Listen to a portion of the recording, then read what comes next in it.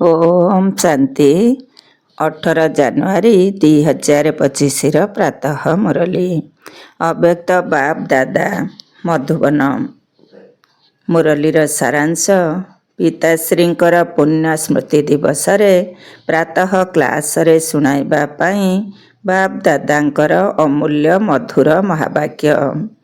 पिताश्रींकर पुण्य स्मृति दिवस रे प्रातः क्लास रे सुनाइबा पाई बाप दादांकर अमूल्य मधुर महावाक्य। ओम शांति। आत्मिक पिता एबे तुम मानक सहित आत्मिक वार्तालाप करुछंती बा शिक्षा देउछंती। शिक्षकंकर काम हेला शिक्षा देबा एवं गुरुंकर काम हेला लक्ष्य स्थल रे रास्ता देखाइबा। तेबे तुमर लक्ष्य हेला मुक्ति एवं जीवन मुक्ति। मुक्ति धाम को जीवा पाई जोगर यात्रा बहुत जरूरी अटे एवं जीवन मुक्ति धाम को जीवा पाई रचनार आदि मध्य अंत को जानिबा जरूरी अटे। एबे तो 84 जन्मर चक्र समाप्त हेउछि, तेणु घर को फेरिबा को हेब। निज सहित यही भली कथावार्ता करिबा द्वारा बहुत खुशी लागिब एवं अन्य मानकु मध्य खुशीर अनुभव कराई पारिब। तुमको अन्य मानकु मध्य रास्ता देखाइबार कृपा करिबाकु हेब। तम प्रधानरु सत प्रधान करिबार कृपा करिबाकु हेब। बाबा तो तुम मानकु पाप एवं पुण्यर गहन गति विषय रे मध्य बुझाई देइछंती। पुण्य कौन एवं पाप कौन? सबुठारु बड़ पुण्य हेला बाबा को मने पकाइबा एवं अन्य मानकु मध्य बाबांकर स्मरण कराई देबा। सेंटर खोलिबा, शरीर मन धन अन्य मानक सेवारे लगाइबा एहा पुण्य अटे। संग दोषर प्रभाव रे आसी व्यर्थ चिंतन रे पर चिंतन रे निजर समय नष्ट करिबा पाप अटे। जदि केही पाप कर्म करि देउछि तेबे सारा पुण्य नष्ट होई जाउछि। जहा भी किछि पुण्य करिथिल ताहा नष्ट होई जाइथाए, जहा द्वारा जमा हेबा बदल रे खाली होई जाइथाए। पुणी पाप कर्मर दंड मध्य ज्ञानी तु आत्मा पिला मानक पाई 100 गुणा अटे, काहीकि ना सत गुरुंकर निंदुक होई जांती। सेथिपाई बाबा शिक्षा देउछंती, मिठे बचे तुमको केबे भी पाप कर्म करिबार नाही। विकार गुड़िकर चोटरू अर्थात आघातरू सुरक्षित होई रुह। जेहेतु बाबांकर पिलामानक प्रति स्नेह रहिछि सेथिपाई दया मध्य लागुछि। बाबा निजर अनुभव सुनाउछंती। जेबे भी एकांतरे बसी थांती प्रथमे अनन्य पिला माने मने पड़ती। हुए तो विदेश रे भी थाई पारंती बा जेउठी भी थांतु ना कहीं जदि कौनसी योग्य सेवाधारी संतान शरीर त्याग करी दिए तेबे तार आत्मा को मने पकाई बाबा सर्च लाइट दियंती। एकथा तो तुमे पिला माने जानिछ जे यही ब्रह्मांकर भ्रुकुटी रे 2टी बत्ती अर्थात 2टी लाइट एकाठी अछंती एवं 2टी जाक बहुत शक्तिशाली अटंती। तेबे सकाळ समय बहुत भल स्नान आदि करी एकांतरे बसी पड़िबा दरकार। भितरे खुशी मध्य बहुत रहिबा दरकार। बेहदर बाबा आसी पिला मानकु बुझाउछंती। मिठे बच्चे निजको आत्मा मने करी मोते एवं निजर घर को मने पकाओ। पिला माने यही भली जोगर यात्रा को केबे भी भूलिबार नहीं, कारण जोग बल द्वारा ही तुमे माने पवित्र हेब। पवित्र नहेले तुमे माने घर को फेरी पारिबो नहीं। तेणु मुख्य कथा हेला ज्ञान एवं जोग। बाबांक पाखरे एहा ही सबुठारु बड़ संपत्ति रहिछि जाहाकि से पिला मानकु देउछंती। एथिरे मध्य जोग ही सबुठारु गुरुत्वपूर्ण विषय। पिला माने जदि भल भाबरे मने पकाइबे तेबे बाबा मध्य मने पकाइबे। जोग द्वारा पिला माने बाबा को आकर्षित करिथांती। पछरे आसीथिबा पिला माने जे माने कि उच्च पद पाउछंती तार आधार मध्य जोग अटे। से माने बाबा को आकर्षित करिथांती। कहउछंती ना ବାବା ଦୟାକର, କୃପା କର, ଏଥିରେ ମଧ୍ୟ ମୁଖ୍ୟ ହେଲା ମନେ ପକାଇବା। ଯୋଗ ଦ୍ୱାରା ହିଁ କରେଣ୍ଟ ମିଳିବାକୁ ଲାଗିଥାଏ। ଏହାଦ୍ୱାରା ଆତ୍ମା ସୁସ୍ଥ ହୋଇଥାଏ ଏବଂ ଭରପୁର ହୋଇଯାଇଥାଏ। କେତେବେଳେ ଯଦି କୌଣସି ପିଲାଙ୍କୁ କରେଣ୍ଟ ଦେବାର ଥାଏ, ତେବେ ବାବାଙ୍କର ନିଦ ଆପେ ଆପେ ଭାଙ୍ଗିଯାଏ। ଭିତରେ ଏହି ଚିନ୍ତା ରହିଥାଏ ଯେ ଅମୁକ ପିଲାକୁ କରେଣ୍ଟ ଦେବାର ଅଛି। ତୁମେମାନେ ଜାଣିଛ ଯେ କରେଣ୍ଟ ମିଳିବା ଦ୍ୱାରା ଆୟୁଷ ମଧ୍ୟ ବଢ଼ିଯାଇଥାଏ, ସଦା ନିରୋଗ ମଧ୍ୟ ହୋଇଥାଅ। ଏମିତି ବି ନୁହେଁ ଯେ କେବଳ ଗୋଟିଏ ଜାଗାରେ ବସି ଯୋଗ କରିବାର ଅଛି। ବାବା ବୁଝାଉଛନ୍ତି, ଚାଲିବା, ବୁଲିବା, ଭୋଜନ କରିବା ସମୟରେ ମଧ୍ୟ ବାବାଙ୍କୁ ମନେ ପକାଅ। କାର୍ଯ୍ୟ କରିବା ସମୟରେ ମଧ୍ୟ ବାବାଙ୍କୁ ମନେ ପକାଅ। ଯଦି କାହାକୁ କରେଣ୍ଟ ଦେବାର ଅଛି, ତେବେ ରାତିରେ ମଧ୍ୟ ଜାଗ୍ରତ ରହି କରେଣ୍ଟ ଦିଅ।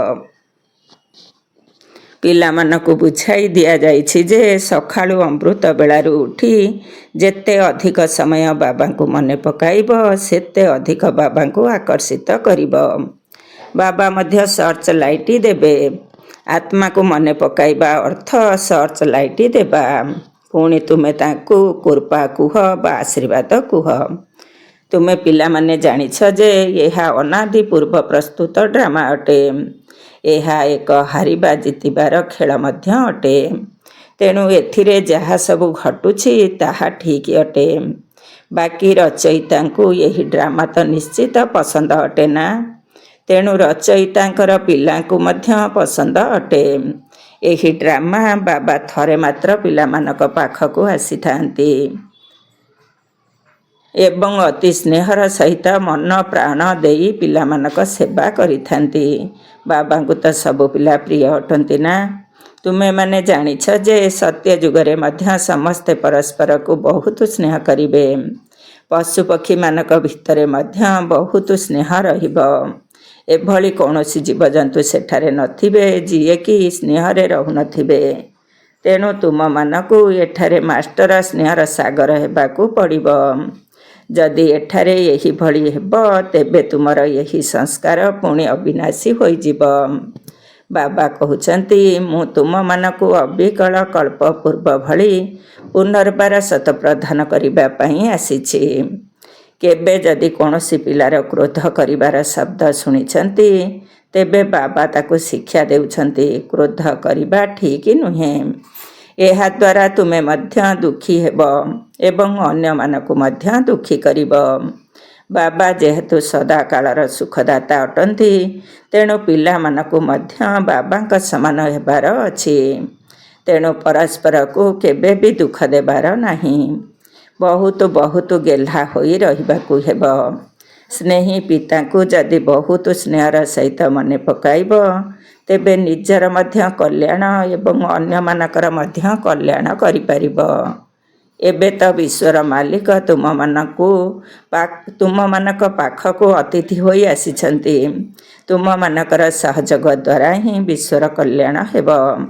ଯେପରି ତୁମେ ଆତ୍ମିକ ପିଲାମାନଙ୍କୁ ବାବା ବହୁତ ପ୍ରିୟ ଲାଗୁଛନ୍ତି, ସେହିପରି ବାବାଙ୍କୁ ମଧ୍ୟ ତୁମେ ଆତ୍ମିକ ସନ୍ତାନମାନେ ବହୁତ ପ୍ରିୟ ଲାଗୁଛ। କାହିଁକି ନା ତୁମେମାନେ ହିଁ ଶ୍ରୀମତ ଅନୁସାରେ ସାରା ବିଶ୍ୱର କଲ୍ୟାଣ କରିବା ବାଲା ଅଟ। ଏବେ ତୁମେମାନେ ଏଠାରେ ଈଶ୍ୱରୀୟ ପରିବାରରେ ବସିଛ। ବାବା ମଧ୍ୟ ତୁମମାନଙ୍କ ସମ୍ମୁଖରେ ବସିଛନ୍ତି। ତୁମ ସହିତ ହିଁ ଖାଇବି, ତୁମ ସହିତ ହିଁ ବସିବି, ଏହିଭଳି କହୁଥିଲ ନା। ତୁମେମାନେ ଜାଣିଛ, ଶିବ ବାବା ଏହାଙ୍କ ଶରୀରରେ ଆସି କହୁଛନ୍ତି, ମିଠା ମିଠା ପିଲାମାନେ, ଦେହ ସହିତ ଦେହର ସବୁ ସମ୍ବନ୍ଧକୁ ଭୁଲି କେବଳ ମୋତେ ହିଁ ମନେ ପକାଅ। ଏହା ତୁମର ଅନ୍ତିମ ଜନ୍ମ ଅଟେ। ଏହି ପୁରୁଣା ଦୁନିଆ, ପୁରୁଣା ଦେହ ସବୁ କିଛି ନଷ୍ଟ ହୋଇଯିବ। ଗାୟନ ମଧ୍ୟ ରହିଛି, ତୁମେ ମରିଗଲେ ଦୁନିଆ ମରିଗଲା। ତେବେ ପୁରୁଷାର୍ଥ କରିବା ପାଇଁ ସଙ୍ଗମ ଯୁଗର ଏହି ଅଳ୍ପ ସମୟ ବାକି ରହିଛି। ପିଲାମାନେ ପଚାରୁଛନ୍ତି, ବାବା, ଏହି ପାଠପଢ଼ା ଆଉ କେତେ ଦିନ ଚାଲିବ? ଯେ ପର୍ଯ୍ୟନ୍ତ ଦୈବୀ ରାଜଧାନୀ ସ୍ଥାପନ ହୋଇନାହିଁ, ସେ ପର୍ଯ୍ୟନ୍ତ ଶୁଣାଉଥିବି। ତାପରେ ତୁମେମାନେ ନୂଆ ଦୁନିଆକୁ ସ୍ଥାନାନ୍ତରିତ ହୋଇଯିବ। ବାବା କେତେ ନିରହଙ୍କାରୀ ହୋଇ ତୁମମାନଙ୍କର ସେବା କରୁଛନ୍ତି। ତେଣୁ ତୁମମାନଙ୍କୁ ମଧ୍ୟ ଏତିକି ସେବା କରିବା ଦରକାର। ଶ୍ରୀମତ ଅନୁସାରେ ଚାଲିବା ଦରକାର। ଯଦି କେଉଁଠି ବି ନିଜ ମତରେ ଚାଲିଲ ତେବେ ଭାଗ୍ୟରେ ପୂର୍ଣ୍ଣଚ୍ଛେଦ ଲାଗିଯିବ।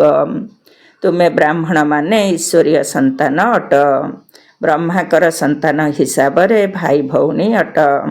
ଈଶ୍ୱରଙ୍କର ନାତି ନାତୁଣୀ ଅଟ ଏବଂ ଈଶ୍ୱର ପିତାଙ୍କ ଠାରୁ ହିଁ ପୈତୃକ ସମ୍ପତ୍ତି ପ୍ରାପ୍ତ କରୁଛ। ଏଥିରେ ଯିଏ ଯେତେ ଅଧିକ ପୁରୁଷାର୍ଥ କରିବ ସେତେ ଉଚ୍ଚ ପଦ ପାଇବ। ଏଥିରେ ସାକ୍ଷୀ ସ୍ଥିତିରେ ରହିବାର ମଧ୍ୟ ବହୁତ ଅଭ୍ୟାସ ରହିବା ଦରକାର। ବାବାଙ୍କର ପ୍ରଥମ ନିର୍ଦ୍ଦେଶ ହେଲା ଅଶରୀରୀ ହୁଅ, ଦେହୀ ଅଭିମାନୀ ହୁଅ। ନିଜକୁ ଆତ୍ମା ମନେ କରି ମୋତେ ମନେ ପକାଅ, ତେବେ ଯାଇ ଆତ୍ମାରୁ ଖାଦ ବାହାରିବ ଏବଂ ଆତ୍ମା ସହିଷ୍ଣୁତା ହୋଇଯିବ। ତୁମେ ପିଲାମାନେ ଅଧିକାରର ସହିତ କହିପାରିବ, ବାବା ଓ ମିଠା ବାବା, ଆପଣ ମୋତେ ନିଜର ସନ୍ତାନ କରି ସବୁକିଛି ପୈତୃକ ସମ୍ପତ୍ତି ରୂପରେ ଦେଇଛନ୍ତି। ଏହି ସମ୍ପତ୍ତିକୁ କେହି ଛଡ଼ାଇ ନେଇପାରିବେ ନାହିଁ। ତେଣୁ ଏତିକି ନିଶା ତୁମମାନଙ୍କର ଭିତରେ ରହିବା ଦରକାର। ତୁମେମାନେ ହିଁ ସମସ୍ତଙ୍କୁ ମୁକ୍ତି ଜୀବନ ମୁକ୍ତିର ରାସ୍ତା ଦେଖାଉଥିବା ଲାଇଟ୍ ହାଉସ୍ ଅଟ। ଉଠିବା ବସିବା ବେଳେ, ଚାଲିବା ବୁଲିବା ବେଳେ ତୁମେମାନେ ଲାଇଟ୍ ହାଉସ୍ ହୋଇ ରୁହ। ବାବା କହୁଛନ୍ତି, ପିଲାମାନେ ଏବେ ସମୟ ବହୁତ କମ୍ ଅଛି। ଗାୟନ ମଧ୍ୟ ରହିଛି। 1 ଘଡ଼ି ଅଧା ଘଡ଼ି ଅର୍ଥାତ୍ ଅଳ୍ପ ଅଳ୍ପ ସମୟ ବାହାର କରି ଯେତେ ଦୂର ସମ୍ଭବ ବାବାଙ୍କୁ ମନେ ପକାଇବାରେ ଲାଗିପଡ଼ ଏବଂ ଧୀରେ ଧୀରେ ଚାର୍ଟକୁ ବଢ଼ାଇ ଚାଲ। ଆଚ୍ଛା, ମିଠା ମିଠା ଗେହ୍ଲା ଭାଗ୍ୟବାନ ତଥା ସ୍ନେହୀ ଜ୍ଞାନ ତାରକାମାନଙ୍କୁ ମାତା ପିତା ବାପ ଦାଦାଙ୍କର ହାର୍ଦ୍ଦିକ ସ୍ନେହ ସମ୍ପନ୍ନ ଶୁଭେଚ୍ଛା ଏବଂ ସୁପ୍ରଭାତ। ଆତ୍ମିକ ପିତାଙ୍କର ଆତ୍ମିକ ସନ୍ତାନମାନଙ୍କୁ ନମସ୍ତେ। ଆମ ଆତ୍ମିକ ସନ୍ତାନମାନଙ୍କର ଆତ୍ମିକ ମାତା ପିତା ବାପ ଦାଦାଙ୍କୁ ନମସ୍ତେ ନମସ୍ତେ ଏବଂ ସୁପ୍ରଭାତ। ଅବ୍ୟକ୍ତ ମହାବାକ୍ୟ। ନିରନ୍ତର ଯୋଗୀ ହୁଅ। ଯେପରି ଗୋଟିଏ ସେକେଣ୍ଡରେ ସୁଇଚ୍ ଅଫ୍ ଏବଂ ଅନ୍ କରାଯାଉଛି, ସେହିପରି ଗୋଟିଏ ସେକେଣ୍ଡରେ ଶରୀରର ଆଧାର ନିଅ ଏବଂ ଗୋଟିଏ ସେକେଣ୍ଡରେ ଶରୀରଠାରୁ ଅଲଗା ଅଶରୀରୀ ସ୍ଥିତିରେ ସ୍ଥିତ ହୋଇଯାଅ। ଏବେ ଏବେ ଶରୀରକୁ ଆସିଲ, ପୁଣି ଏବେ ଏବେ ଅଶରୀରୀ ହୋଇଗଲ। ଏହିଭଳି ଅଭ୍ୟାସ କରିବାକୁ ହେବ।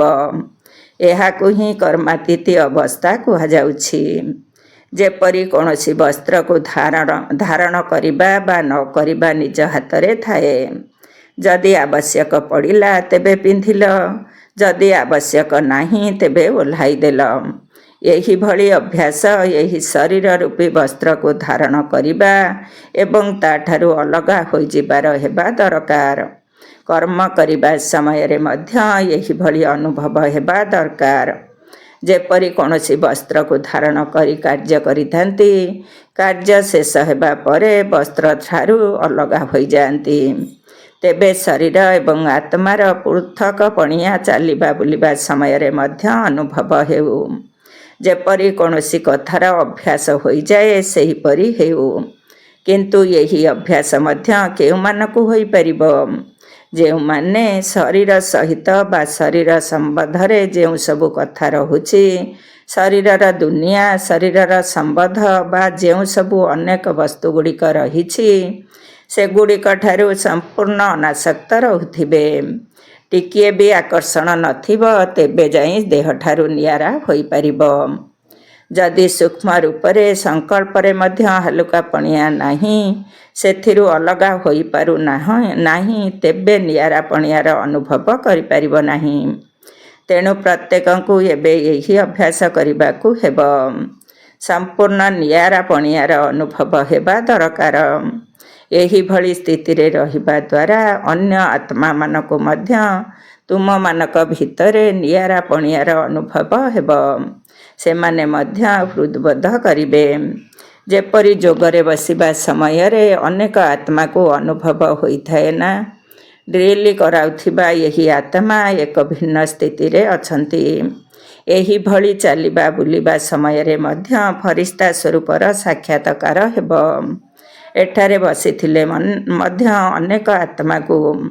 ଯେଉଁମାନେ ବି ତୁମର ସତ୍ୟଯୁଗୀ ପରିବାରରେ ଆସିବେ ସେମାନଙ୍କୁ ତୁମମାନଙ୍କର ଫରିସ୍ତା ସ୍ୱରୂପର ଏବଂ ଭବିଷ୍ୟତର ରାଜ୍ୟପଦର ଦୁଇଟି ଯାକର ସାକ୍ଷାତକାର ଏକାଠି ହେବ। ଯେପରି ଆରମ୍ଭ ସମୟରେ ବ୍ରହ୍ମାଙ୍କ ଭିତରେ ବ୍ରହ୍ମାଙ୍କର ସମ୍ପୂର୍ଣ୍ଣ ସ୍ୱରୂପ ଏବଂ ଶ୍ରୀକୃଷ୍ଣ ଉଭୟଙ୍କୁ ଏକାଠି ସାକ୍ଷାତକାର କରୁଥିଲେ, ସେହିଭଳି ଏବେ ସେମାନଙ୍କୁ ତୁମମାନଙ୍କର ଡବଲ ରୂପର ସାକ୍ଷାତକାର ହେବ। ଯେତେ ଯେତେ କ୍ରମାନ୍ୱୟ ହିସାବରେ ଏହିଭଳି ନିଆରା ସ୍ଥିତିରେ ସ୍ଥିତ ହୋଇ ଚାଲିବ, ତୁମମାନଙ୍କର ମଧ୍ୟ ଡବଲ ରୂପରେ ସାକ୍ଷାତକାର ହେବ। ଏବେ ଯଦି ଏହାର ପୁରା ଅଭ୍ୟାସ ହୋଇଯିବ, ତେବେ ଚାରିଆଡ଼ୁ ଏହି ସମାଚାର ଆସିବା ଆରମ୍ଭ ହୋଇଯିବ। ଯେପରି ଆରମ୍ଭ ସମୟରେ ଘରେ ବସି ମଧ୍ୟ ଅନେକ ନିକଟ ସମ୍ବନ୍ଧରେ ଆସିବା ବାଲା ଆତ୍ମାମାନଙ୍କୁ ସାକ୍ଷାତକାର ହୋଇଥିଲା ନା, ସେହିପରି ଏବେ ମଧ୍ୟ ହେବ। ଏଠାରେ ବସିଥିଲେ ମଧ୍ୟ ତୁମମାନଙ୍କର ସୂକ୍ଷ୍ମ ସ୍ୱରୂପ ସେବା କରିବ। ଏବେ ଏହି ସେବା ବାକି ରହିଛି। ସାକାର ବାବାଙ୍କ ଦ୍ୱାରା ଏହି ସବୁ ଦୃଷ୍ଟାନ୍ତ ତ ଦେଖିସାରିଛ। ସବୁ କଥା ଡ୍ରାମା ଅନୁସାରେ ଧୀରେ ଧୀରେ ପୁନର୍ବାର ହେବ। ଯେତେବେଳେ ନିଜେ ଆକାରୀ ଫରିସ୍ତା ସ୍ୱରୂପରେ ରହିବ, ସେତେ ସେତେ ତୁମର ଫରିସ୍ତା ରୂପ ସେବା କରିବ। ଆତ୍ମାକୁ ସାରା ବିଶ୍ୱକୁ ଚକ୍ର ଲଗାଇବା ପାଇଁ କେତେ ସମୟ ଲାଗୁଛି? ତେଣୁ ଏବେ ତୁମମାନଙ୍କର ସୂକ୍ଷ୍ମ ସ୍ୱରୂପ ମଧ୍ୟ ସେବା କରିବ। କିନ୍ତୁ ଯେଉଁମାନେ ଏହିଭଳି ନିଆରା ହେବାର ସ୍ଥିତିରେ ସ୍ଥିତ ରହୁଥିବେ, ନିଜେ ସର୍ବଦା ଫରିସ୍ତା ସ୍ୱରୂପରେ ସ୍ଥିତ ରହୁଥିବେ। ଆରମ୍ଭ ସମୟରେ ତ ସବୁ କଥାର ସାକ୍ଷାତକାର ମଧ୍ୟ ହୋଇସାରିଛି।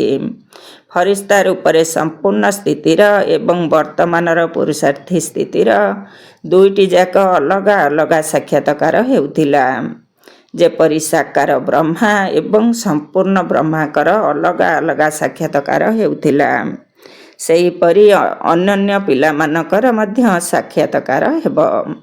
ଯେତେବେଳେ ଦୁନିଆରେ ବିଶୃଙ୍ଖଳା ଆରମ୍ଭ ହୋଇଯିବ, ସେତେବେଳେ ସାକାର ଶରୀର ଦ୍ୱାରା ତ କିଛି କରିପାରିବ ନାହିଁ ଏବଂ ତେଣୁ ସେବା ଦ୍ୱାରା ହିଁ ଅଧିକ ପ୍ରଭାବ ପଡ଼ିବ। ଅନୁଭବ ହିଁ ପ୍ରଭାବ ପକାଇଥିଲା। ସେହିପରି ଅନ୍ତିମ ସମୟରେ ମଧ୍ୟ ଏହି ସେବା ହେବ।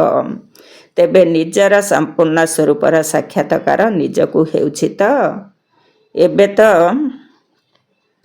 ଶକ୍ତିମାନଙ୍କୁ ଡାକିବା ଆରମ୍ଭ ହୋଇଗଲାଣି। ତେଣୁ ଏହିଭଳି ଅଭ୍ୟାସ ମଝିରେ ମଝିରେ କରିବାକୁ ହେବ। ଅଭ୍ୟାସ ପଡ଼ିଗଲେ ବହୁତ ଆନନ୍ଦର ଅନୁଭବ ହେବ। ଗୋଟିଏ ସେକେଣ୍ଡରେ ଆତ୍ମା ଶରୀର ଠାରୁ ଅଲଗା ହୋଇଯିବ, ଅଭ୍ୟାସରେ ପଡ଼ିଯିବ। ଏବେ ଏହି ପୁରୁଷାର୍ଥ କରିବାକୁ ହେବ।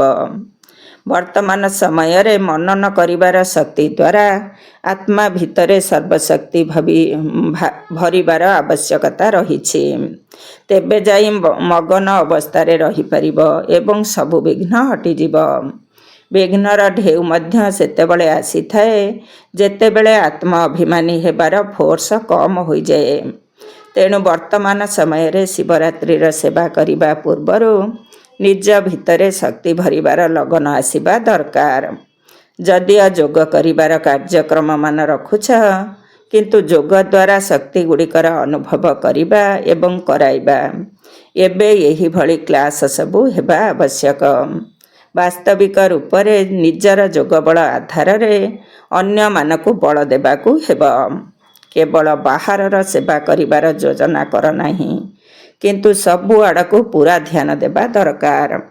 ଯେଉଁମାନେ ନିମିତ୍ତ ଅଟନ୍ତି, ସେମାନଙ୍କୁ ଏହି ବିଚାର ଆସିବା ଦରକାର ଯେ ଆମର ଫୁଲ ବଗିଚାଟି କେଉଁ କଥାରେ ଦୁର୍ବଳ ଅଛି। ଯେକୌଣସି ପ୍ରକାରରେ ନିଜର ବଗିଚାର ଦୁର୍ବଳତା ଉପରେ କଡ଼ା ନଜର ରଖିବା ଦରକାର। ସମୟ ଦେବାକୁ ପଡ଼ିଲେ ମଧ୍ୟ ଦୁର୍ବଳତାକୁ ସମାପ୍ତ କରିଦେବା ଦରକାର। ଯେପରି ସାକାର ବ୍ରହ୍ମାକୁ ତ ଦେଖିଛ, ଯଦି ସେଭଳି କୌଣସି ଅସୁବିଧା ସମୟ ଆସୁଥିଲା, ତେବେ ରାତିଦିନ ସକାଶ ଦେବାର ବିଶେଷ ସେବା କରୁଥିଲେ ବା ବିଶେଷ ଯୋଜନା କରୁଥିଲେ।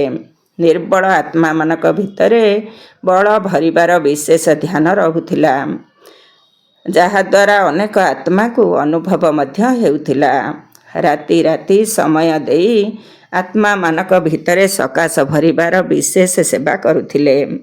ତେଣୁ ଏବେ ସେହିଭଳି ବିଶେଷ ସକାଶ ଅର୍ଥାତ୍ ସୂକ୍ଷ୍ମ ଶକ୍ତି ଭରିବାର ସେବା କରିବାକୁ ହେବ, ଯାହାଦ୍ୱାରା ଚାରିଆଡ଼େ ଲାଇଟ୍ ମାଇଟିର ପ୍ରଭାବ ଖେଳିଯିବ। ଏବେ ଏହି ସେବା ବହୁତ ଆବଶ୍ୟକ। ଯେପରି କେହି ଯଦି ଧନୀ ହୋଇଯାଏ, ତେବେ ସେ ତା'ର ନିଜର ସମ୍ବନ୍ଧୀମାନଙ୍କୁ ମଧ୍ୟ ସାହାଯ୍ୟ ଦେଇ ଉପରକୁ ଉଠାଇଥାଏ। ସେହିପରି ବର୍ତ୍ତମାନ ସମୟରେ ତୁମମାନଙ୍କ ସମ୍ବନ୍ଧ ସମ୍ପର୍କରେ ଯେଉଁ ସବୁ ଦୁର୍ବଳ ଆତ୍ମାମାନେ ଅଛନ୍ତି, ସେମାନଙ୍କୁ ବିଶେଷ ସକାଶ ଦେବାକୁ ହେବ। ଆଚ୍ଛା, ବରଦାନ। ହଜାର ଭୁଜାବାଲା ବ୍ରହ୍ମାଙ୍କର ସଙ୍ଗର ନିରନ୍ତର ଅନୁଭବ କରୁଥିବା ସଚ୍ଚା ସ୍ନେହୀ ଭବ। ହଜାର ଭୁଜାବାଲା ବ୍ରହ୍ମାଙ୍କର ସଙ୍ଗର ନିରନ୍ତର ଅନୁଭବ କରୁଥିବା ସଚ୍ଚା ସ୍ନେହୀ ଭବ। ବର୍ତ୍ତମାନ ସମୟରେ ବ୍ରହ୍ମାଙ୍କର ହଜାର ଭୁଜାବାଲା ରୂପର ପାଠ ଚାଲିଛି। ଯେପରି ଆତ୍ମା ଭୁଜା ଅର୍ଥାତ୍ ହାତ ବିନା କିଛି ବି କାମ କରିପାରିବ ନାହିଁ, ସେହିପରି ବାପଦାଦାଙ୍କ ବିନା ଭୁଜାରୂପୀ ପିଲାମାନେ ମଧ୍ୟ କିଛି ବି କରିପାରିବେ ନାହିଁ। ପ୍ରତ୍ୟେକ କାର୍ଯ୍ୟରେ ପ୍ରଥମେ ବାବାଙ୍କର ହିଁ ସହଯୋଗ ରହିଛି। ଯେତେ ଦିନ ପର୍ଯ୍ୟନ୍ତ ସ୍ଥାପନାର ପାଠ ଚାଲିଥିବ, ସେତେ ଦିନ ପର୍ଯ୍ୟନ୍ତ ବାପଦାଦା ପିଲାମାନଙ୍କର ପ୍ରତ୍ୟେକ ସଂକଳ୍ପରେ ଏବଂ ପ୍ରତ୍ୟେକ ସେକେଣ୍ଡରେ ସାଥିରେ ଅଛନ୍ତି। ସେଥିପାଇଁ କେବେ ବି ଅଲଗା ହେବାର ପରଦା ପକାଇ ବିୟୋଗୀ ଆତ୍ମା ହୁଅ ନାହିଁ। ସର୍ବଦା ପ୍ରେମର ସାଗରଙ୍କର ଲହଡ଼ିରେ ଖେଳୁଥାଅ, ବାବାଙ୍କର ଗୁଣଗାନ କରୁଥାଅ, କିନ୍ତୁ ମାୟା ଦ୍ୱାରା ଘାୟାଲ ହୁଅ ନାହିଁ। ତେବେ ବାବାଙ୍କ ପ୍ରତି ସ୍ନେହର ପ୍ରତ୍ୟକ୍ଷ ସ୍ୱରୂପ ହେଲା ସେବାର ସ୍ନେହୀ ହୁଅ। ସ୍ଲୋଗାନ: ଅଶରୀରୀ ସ୍ଥିତିର ଅନୁଭବ ବା ଅଭ୍ୟାସ ହିଁ ନମ୍ବରକୁ ଆଗକୁ ବଢ଼ାଇବାର ଆଧାର। ଅଶରୀରୀ ସ୍ଥିତିର ଅନୁଭବ ବା ଅଭ୍ୟାସ ହିଁ ନମ୍ବରକୁ ଆଗକୁ ବଢ଼ାଇବାର ଆଧାର। ଓମ୍ ଶାନ୍ତି। ଆଜିର ଅବ୍ୟକ୍ତ ଇସାରା: ନିଜର ଶକ୍ତିଶାଳୀ ସଂକଳ୍ପ ଦ୍ୱାରା ସୂକ୍ଷ୍ମ ଶକ୍ତି ପ୍ରଦାନ କରିବାର ସେବା କର। 18 ନମ୍ବର। ସବୁ ସମୟରେ ସବୁ ଆତ୍ମାଙ୍କ ପ୍ରତି ତୁମର ମାନସିକ ସ୍ଥିତି ସ୍ୱତଃ ହିଁ ଶୁଭ ଭାବନା ଏବଂ ଶୁଭ କାମନାର ଶୁଭ ପ୍ରକମ୍ପନ ବିତରଣ କରୁଥିବାର ଅନୁଭବ ନିଜକୁ ଏବଂ ଅନ୍ୟମାନଙ୍କୁ ହେଉ। ମନ ଭିତରୁ ସବୁ ସମୟରେ ସର୍ବ ଆତ୍ମାଙ୍କ ପ୍ରତି ଆଶୀର୍ବାଦ ବାହାରୁଥାଉ। ତୁମର ମନ ସର୍ବଦା ଏହି ସେବାରେ ବ୍ୟସ୍ତ ରହୁ। ଯେପରି ବାଣୀର ସେବା କରିବାର ଅନୁଭବୀ ହୋଇଯାଇଛ, ଯଦି ସେବା ନ ମିଳୁଛି ତେବେ ନିଜକୁ ଖାଲି ଅନୁଭବ କରୁଛ। ସେହିପରି ସବୁ ସମୟରେ ବାଣୀ ସହିତ ମାନସିକ ସେବା ମଧ୍ୟ ଏକାଠି ହେଉଥାଉ। ଓମ୍ ଶାନ୍ତି।